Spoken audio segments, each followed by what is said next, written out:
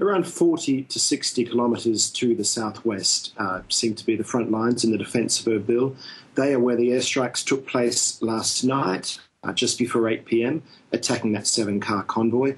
It is difficult to gauge just how many jihadists are camped on that notional front line, but we can say for sure that many hundreds, if not thousands, are rampaging through the northwest of Iraq, posing a direct threat to the Kurdish north, just as they did to the Yazidis and the Christians in the last dramatic week in which Iraq's minorities were pushed out of their hometowns into the Kurdish north. Now, Kurdish Peshmerga fighters have been getting a boost from Baghdad. That's a first.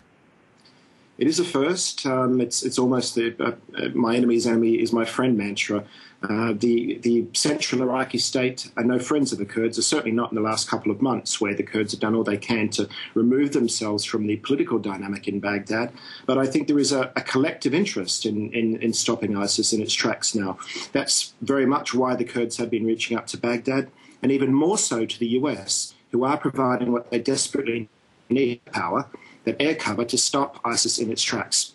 If this jihadist group is not denied momentum, it will run amok in the north of the country, just as it has in the west and in the centre, and that is an extremely serious problem for the Kurds. So are they seen as sort of a last barrier to ISIS?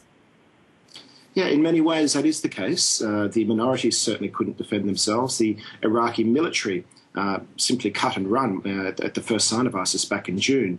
The Kurds were thought to be the formidable, disciplined fighting force that could actually stop them.